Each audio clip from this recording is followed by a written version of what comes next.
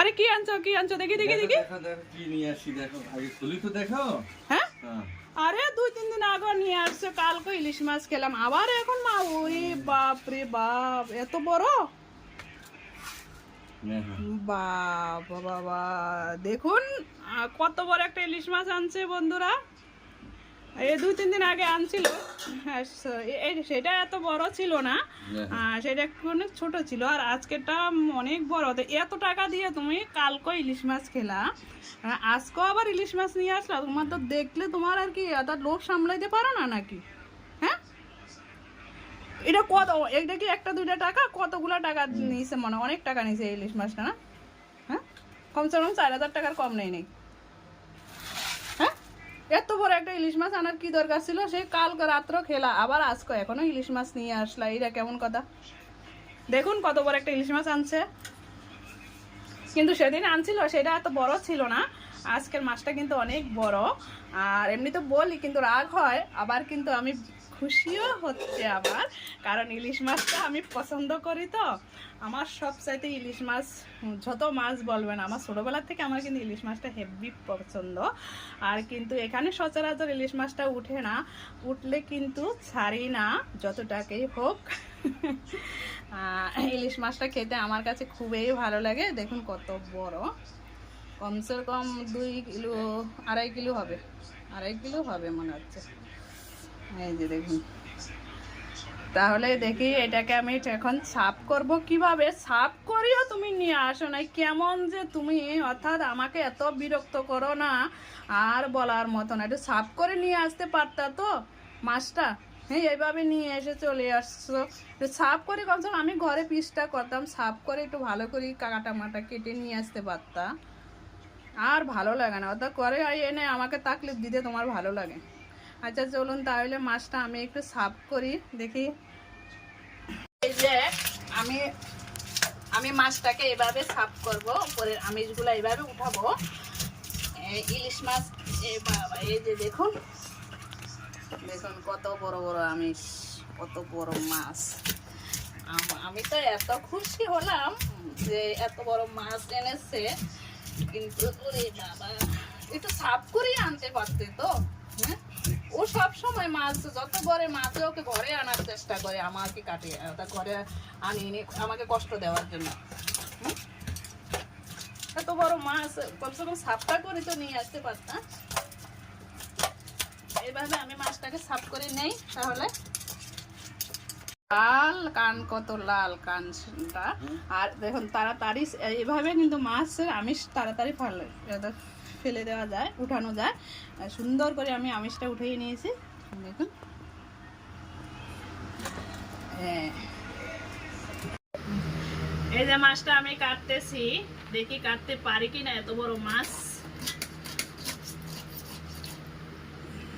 কাটলাম তো, পেটাটা কেটে গেছে কিনা জানি না, নয়তো তো তিতা লাগবে।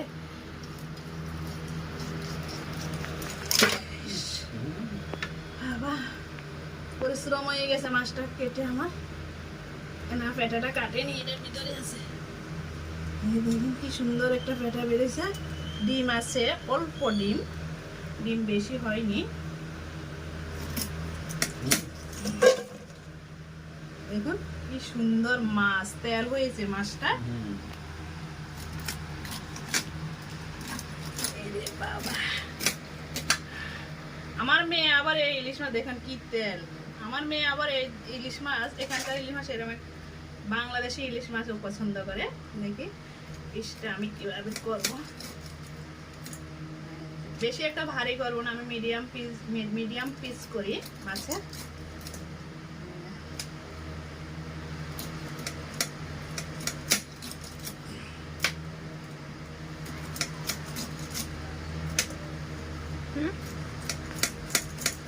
আমার এমন হয় যেমন ভারী মাছে মনে হয় হলুদ লবণ ভিতরে ঢুকে না, মশলা ঢুকে না, এই জন্য আমি মাছটা একটু বেশি পাতলা করি না, মিডিয়াম করি।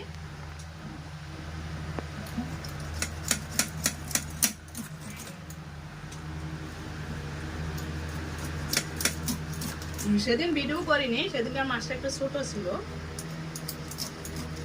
আজকে ভাবলাম যে মাছটা একটু বড় আছে, বন্ধুদেরকে একটু দেখাই যে বোম্বেতে কি কি মাছ পাওয়া যায়।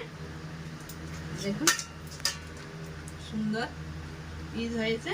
এখান থেকে আমি একটা মাছ বের করব।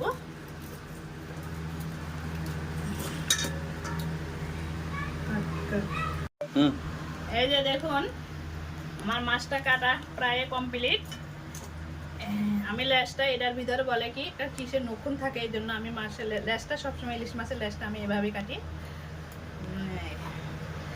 এই যে মাছের এটুক ডিম হয়েছে, কিন্তু কম, এত বড় একটা মাছে এটুক ডিম হয়েছে, তাহলে মাছটার টেস্ট হবে, বেশ তেল হবে মাছটা। আর কত বড় একটা পেটা হয়েছে, মাথাটাকে আমি এভাবে কাটি। কিন্তু বাজারে মাছ কাটলে ওরা এভাবে এত সুন্দর করে পিস করে না।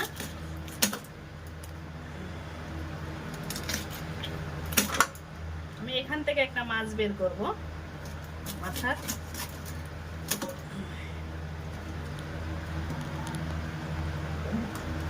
এটাকে এভাবে কাটবো,